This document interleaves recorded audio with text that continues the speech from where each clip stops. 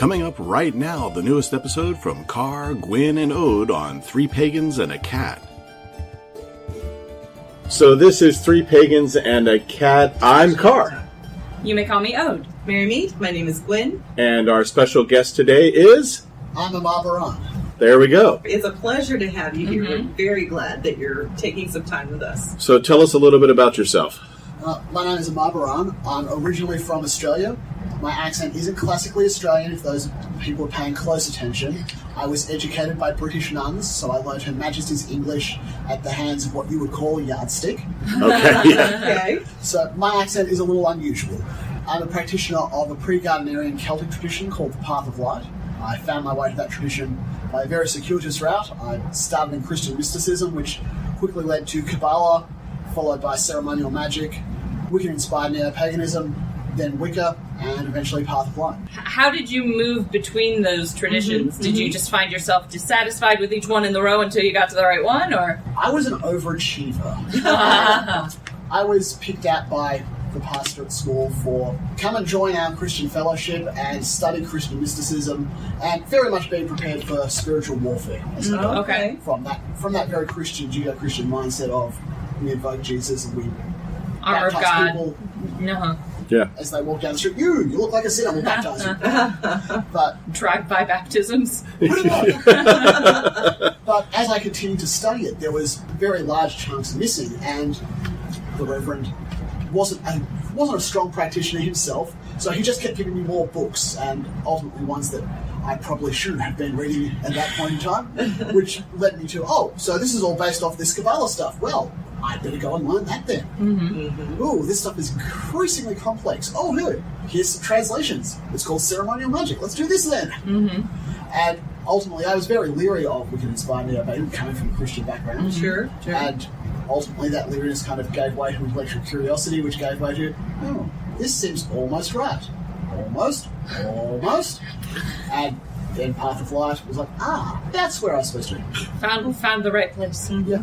Well, can you describe a little bit more about Path of Light? Because I've never heard of it before, so I don't really know the reference. So, we are a lineage tradition. I can trace my lineage back I've met 4 generations back beyond me, so my teacher's teacher's teacher. Okay. I know another 5 names after that I can connect to legal identities of people who are, right name, right geographic region, right interconnectedness in terms of social circles and so on. Beyond that, they just become names. It's like, it's almost like, King Arthur. Yeah. It's like 17th century English villages didn't keep good records or something. Yeah. I know. I don't know. It's almost like no one was literate. Weird. So, we're an oral tradition. We don't write things down. We don't do books. We're a mystery tradition, which is to say, so much of what we do has to be experienced. It's some of that is because we keep our secrets and so on and haven't changed in a very long time. And some of it's just because one of the ways I explain mystery tradition for folks who might not be familiar with the term, who might be listening, it's like an orgasm. Okay. You could sit here and you could explain it. You could explain the technicalities of it. You could explain what happens chemically. But Could read some poetry. But none of those things are going to give you that experience. Right. If you've actually experienced it, Then it's a revelation. then it's like, that's what that is. Suddenly this poem makes sense. And so many of what we call the mysteries are things like that. You get the tools, you get the understanding to do it, and then it's like, okay, shove, full experience. Okay. So, since this is a tradition that is lineage-based, can anyone become part of the Path of Light? Or What's the initiation process, I guess? Strictly, you have to be invited? We don't recruit. That's strictly forbidden. But if people come to us, we don't just accept anybody who wanders up. Right. We go through a fairly drawn out process. Someone expresses interest. I say, are you sure? Read the website, know what we're about, and then I'll meet them for the first time. Any elder will meet them for the first time, sit down and have a chat with them. Why are you interested? Do you understand what it is that you're getting into?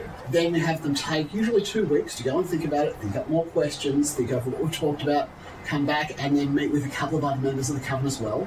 Because I can tell you what learning under my teacher was like. I can't tell you what learning under me is like. I've never taught myself. Right. Fair enough. Not literally, anyway. And I've been doing this I've been Path for 15 years. It's easy to forget things in 15 years. It's easy to forget how quite frustrating things can be to start out.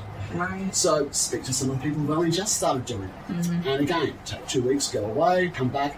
Then we ask that people meet the whole coven, usually in a wider setting, something like Convocation or Pagan Fest or Metaphysics Discussion Night that the Wandering Owl, Jim Two Snakes hosts, so that you can see all of us, but also see how we expect people to behave in the community, how we interact with the wider community. Ask people about us. Even if you don't know Path of Light, ask Two Snakes. Is this guy someone I should talk to or not? Or does he go politely cough, maybe, or maybe you can talk to this other person. Yeah. Then, again, go away. If you're still interested after all that, we haven't managed to scare you off, we invite someone to come to a Sabbath ritual and be in sacred space with us. Because for some people, it sounds perfect right up until they get to sacred space and they're like, no, don't know why, but it just doesn't jive with me. And for some people, they're like, I'd be interested, but it seems like a lot. They get into sacred space and go, yes. And again, we send them away. Wait another 2 weeks. No one should make spontaneous decisions to join a tradition or a coven. Then they do what we call the questioner cycle, which is a 12-month outer court, if you like, of basic history, understanding terms, getting people up to a certain speed. At any point in time, if the elders feel like, no, you're not going to fit well with this is not what you should be doing, but we'll have a good sense of who you should be working with. You know what? I keep seeing Quarro spirits around you. I'm going to send you to Two Snakes. I keep seeing, you say you're being really drawn to the northern tradition. I'm sending you to Raven or to Sarenth. Maybe we're not quite for you. And that gives them a feel for what's expected. Then there's the Seeker cycle, which is, we would call it the child portion of being in the tradition. You can't speak for the tradition. You also can't do magic on your own. You're a child. Your elder, your teacher, is responsible for everything you do. If one of my seekers comes in here and pulls apart your microphone for whatever reason, you bring it to me and I'm the one who has to fix that. The same if they do something magically or spiritually, if they run up a spiritual debt to the Fae, I'm the one who pays that until they take the first degree. Once you've taken the Seeker's Oath, you're committed to go through to at least the first degree. And that's a lot for a lot of people. That's a big commitment, because it takes as long as it takes. Right. Exactly. One of my first degrees at the moment with my crafters was a Seeker for 9 years. Wow. Before they took the first degree. So it takes as long as it takes, and we are a tradition of service.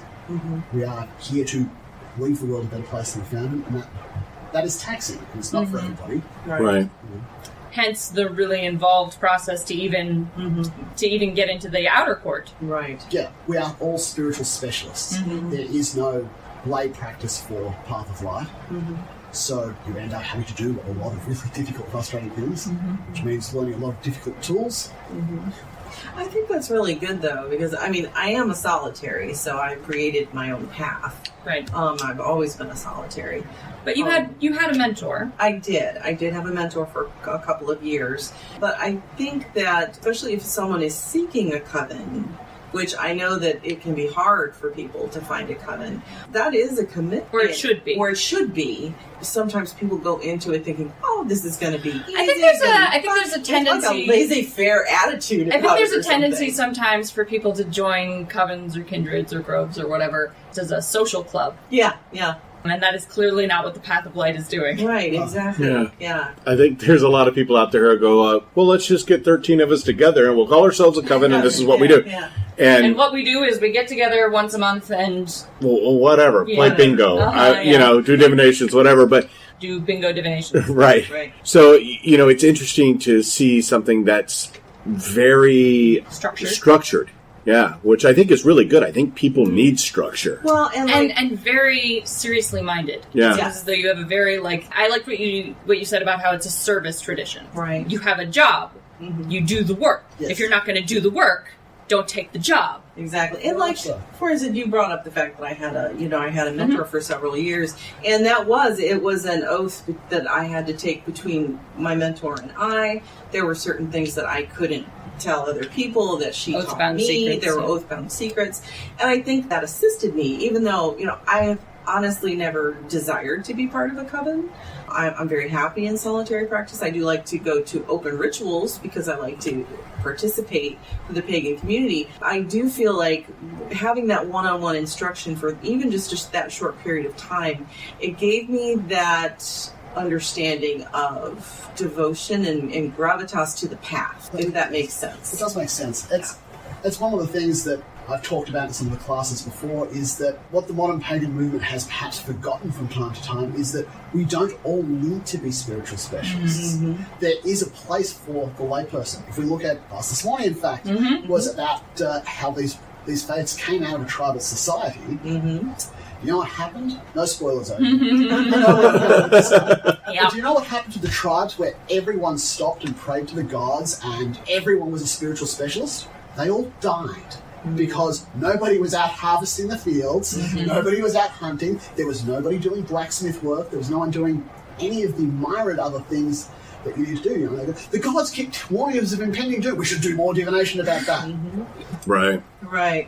And I do think, and we've heard other speakers talk too of the fact that really the pagan community, which is whatever, however you identify yourself, we really are meant to be healers for the community, for the world, not just our own community, but for the larger community as well. And I do take that as an oath. I don't think that's true of every witch. Maybe not every necessarily, witch, because what he's saying here is there's a place for lay people. Sure. Yes, it's not in the path of life. But I guess I feel like even though I am a lay person, I feel like I'm not like constantly doing stuff like you would do in your tradition, but I feel like I am contributing to a certain degree. Does that make sense? It does. You know, when I say lay people, people should do what they're good at and do what they.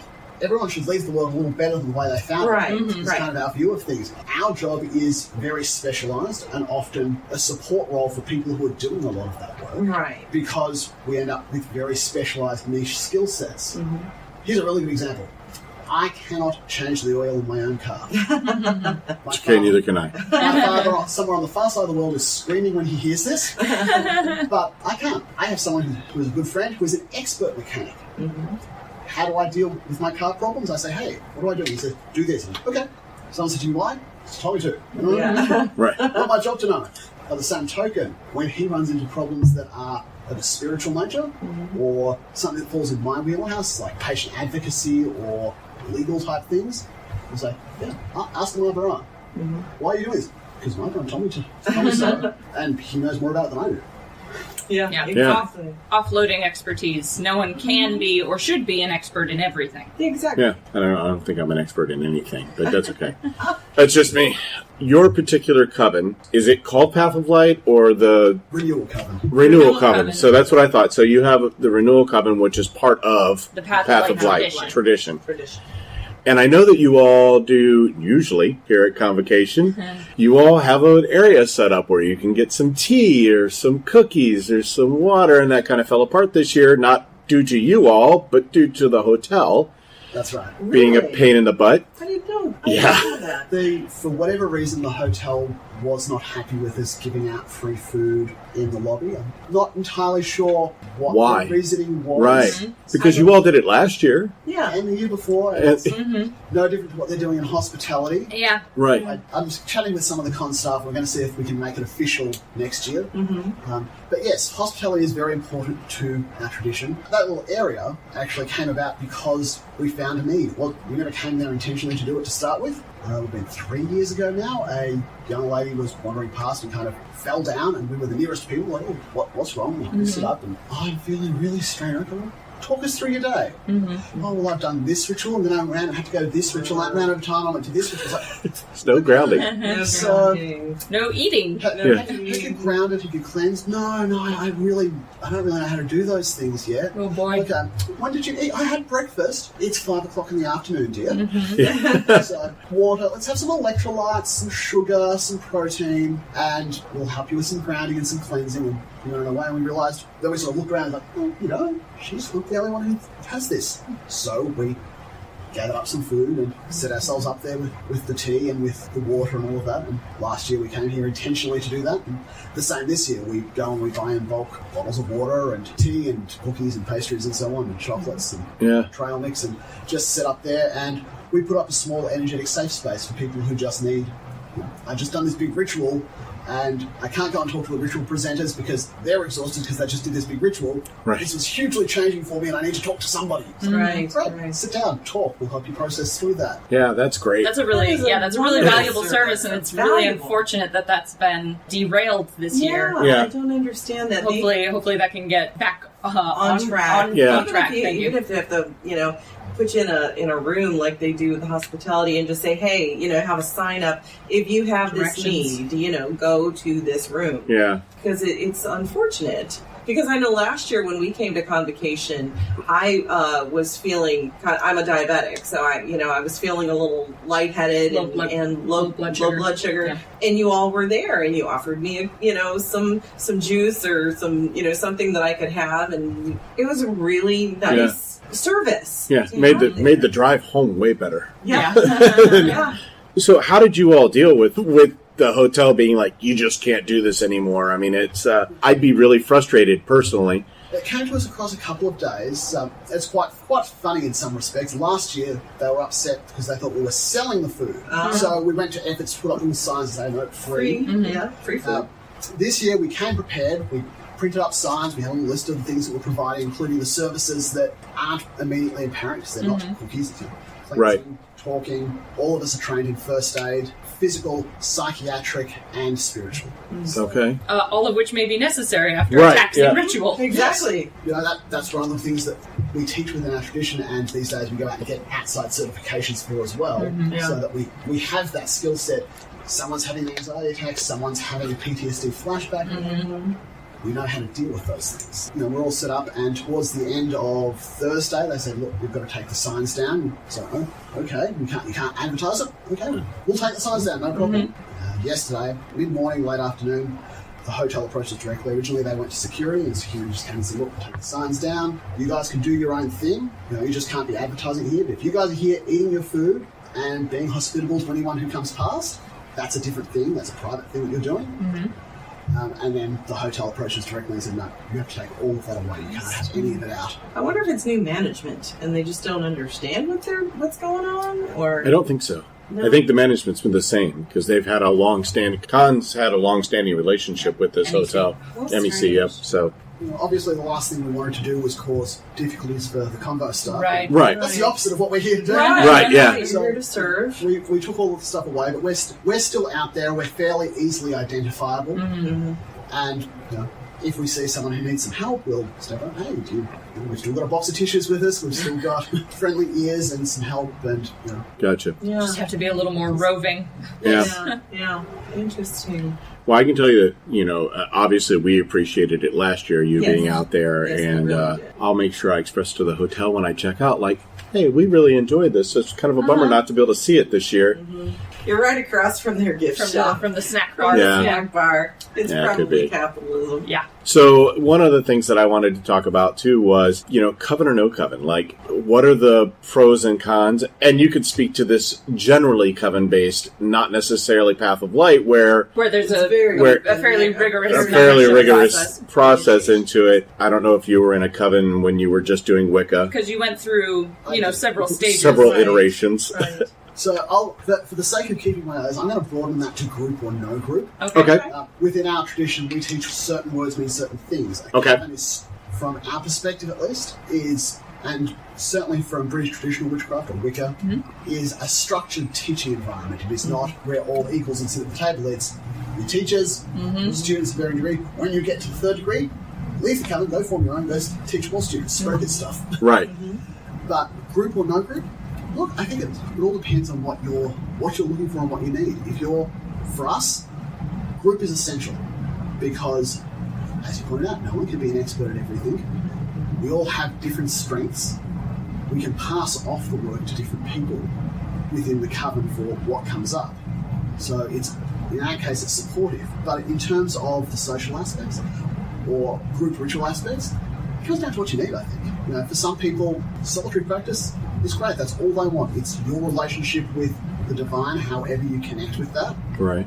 And, even people who are in groups, sometimes that's a deeply personal thing. I'm also a priest of the Morrigan, and that's not something I share with the coven as a whole. No one else in my coven works with the Morrigan as yet. And occasionally I'll teach classes because she insists. But, Right. but otherwise, that's a deeply personal thing that I don't do group ritual with. I don't include other people with. Right. And sometimes what you really want is to get back to those tribal roots of, these are my people. We all celebrate and feel similar things. I want to celebrate with them. All of the harvests, the high days, if you look at them anthropologically, all of the Sabbats were about the harvest in some form or fashion. You're either planting, harvesting, or going, look at all this stuff we harvested, it's great, let's celebrate now. Right. Crap, it's all going to go mouldy soon, quick, eat everything that's going to go bad. And you do that as a community, as a tribe, as a village. You come together and celebrate. And I think that for a lot of folks, that's something that they do need. No matter how personally fulfilling your relationship with the divine is, you need a group somewhere that you can go and just share this with, share the joy and share the abundance with. Right. And so I think there's a place for both, even with every individual practitioner. Yeah. Whether or not you're going to a group ritual that some other group is holding and is like, yep, I just need to go and celebrate, or whether you're running open rituals, or whether you're looking for a learning environment, in which case it's probably going to be that bit more structured thing. Right. Yeah, I think we're really lucky here, surprisingly, because I wouldn't think it would be in Michigan, but we have two really big pagan festivals in Convocation and MPF. And then I'm surprised at the amount of small towns even that have pagan pride days. So, but all these little towns have pagan pride days and that kind of stuff, or big towns or medium towns. All these locations. Thanks. Jeez. So I think we're really lucky in Michigan because we have these bigger events. There are people I don't see except at Convocation and Michigan Pagan Fest. That's the only times I see them. Now, obviously, the commute is a bit right. Yeah, because Michigan's a big state and everybody lives all over. And we do get a lot of our listeners will say, I live in the deep South. I'm the only pagan in the area.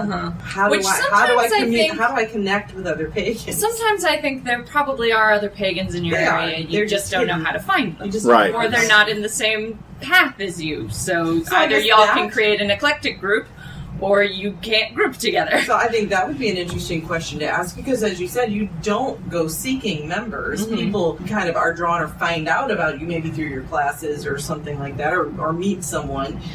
How does someone who might be looking... How did you find the path of life? How did you find it? Because we saw your trajectory, but how did you end up from Wicca to the path of life? Yeah, because, if somebody is seeking a group but doesn't know how to find them, what do they do? That's two questions. Yeah. So, how do I end up in Path of Life? I have always agreed with and subscribed to the idea that Gerald Gardner had something deeper. If you read his early works, he talks about he was a first degree of an unnamed tradition from New Forest cover before he went and founded Brigadewood. I've studied Thelmic stuff, I've studied Crowley stuff, I've studied the Golden Dawn stuff.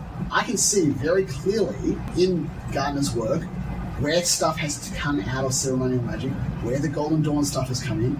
I can see where Margaret Murray's god-awful anthropology was added in. But I could also see that there's something else there. There's something older there. And I was constantly looking for, in different traditions, where can I find what's missing and recreate that?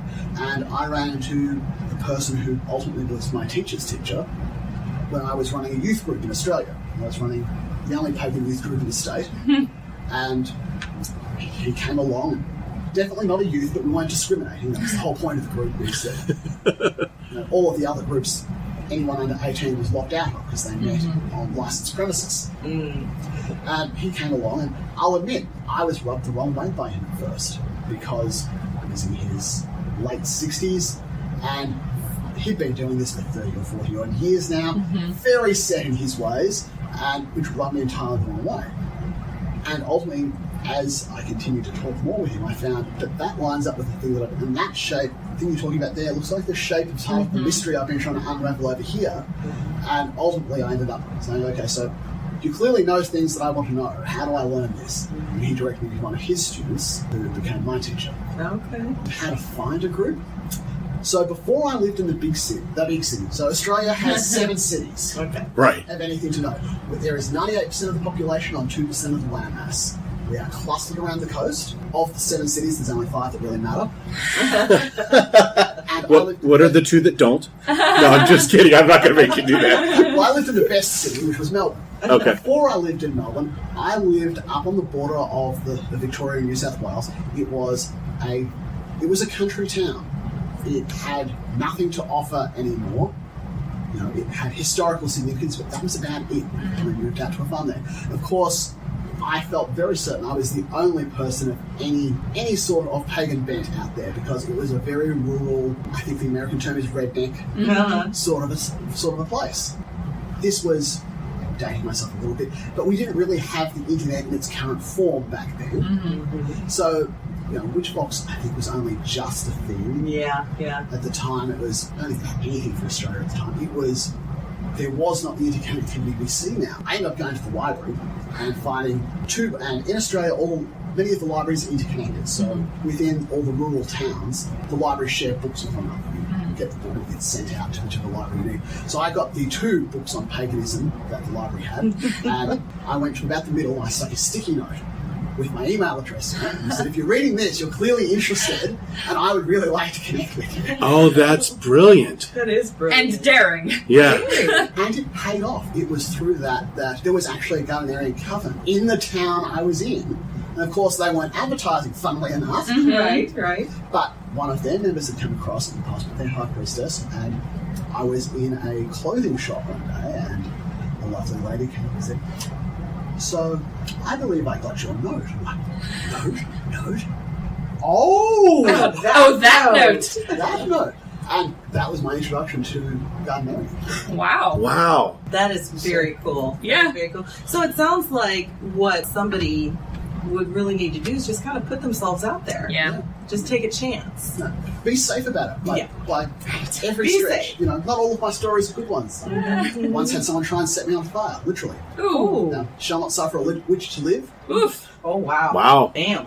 And that sort of thing, less prevalent now, one hopes. Right. Yeah. But in our current In our times, country, it's hard at to this say. time, it's a little hard The to good say. news is that with the prevalence of the internet now, you can create a separate email account just for whatever, and You can and create a degree of anonymity. right. Yeah. And I know that one of our listeners who is really trying very hard to connect with other pagans in her area, she went to she set up a meetup. Yeah. Well, no she one set up a showed meetup up. and she at a coffee shop, and she brought her sister and her mom with her for support, and unfortunately nobody showed. But my whole thought was, keep trying. Absolutely. Just because they didn't show up the first time, yeah. doesn't mean that that someone won't show up the next time. Yeah. And for that listener, as scared as you are about putting yourself out there, any person who wants to come to your meetup is just as scared. That's right. If not more. If not more. Yeah, because especially, I remember it correctly, it's kind of an area that's conservative, and it's, she doesn't really put herself out there. This is new for her to be putting herself out there as a pagan. Yeah. And I think a lot of people experience that. it can be scary, especially if you live in an area that is very conservative. It has a lot of churches. Or you have a lot of family members and you don't want to out yourself. Yeah. Absolutely. It can be really hard, but it's also really rewarding if that's what you're looking for. Put yourself out there. Witchbox doesn't just have to be a place that you look for groups that already exist. Put up your own personal profile. Right. That's right. That's Yep. right. And we did that. And when we were in Grand Rapids, we started a thing called Communitas Paganis. And I put it on Witchbox, and I put it on... We had a remarkable response. Yeah, and we think our first meeting was 15 other people besides the 3 of us. And it's still, even though It's we still no going. longer... Now Right. that we've left, we we passed it on to somebody else to run when we moved. And So they're still getting together. They're still doing things. And, yeah. and I think it's awesome. And they're all from different paths, and some of them don't have paths. They're just still investigating and just Right. And oddly Yeah. enough, we actually found a very liberal church Yeah. that allows us to hold a pagan meeting in their church building. Yeah, they allowed us to do it there. Yeah, it's been very cool. So, I think just keep putting yourself out there, keep doing things. Now, I will admit to probably having watched too many movies when I was a teenager, listening to the gossip about witch wars, quote unquote. And so being a part of a coven, the teaching group, has never been appealing to me because honestly, I didn't want to deal with the drama. Can you speak to that a little bit? Is it really a concern? Like, is this just a justified concern? A justified concern, or is this just like I watched too many scary movies when I was a kid about witches? No, look, that's a justified concern. When it comes down to, if we're talking covens again, you're talking about people who, at least in theory, should be elders. Mm-hmm. They should know better. Right. And most traditions talk about finding better way forwards. Mm-hmm. If I talked earlier about I'm responsible for my students. Mm-hmm. If one of my students goes and mucks up Two Snakes fire ceremony, he's not going to yell at them. He's going to come and say, hey, Amabran, this happened. And I'll say, okay, what can I do to fix this? How do I make this right? That might be work with my hands. Usually there'll be a teaching example like, guess who's schlepping Two Snakes fireball and wood everywhere for the next 12 months? Okay. Off you go.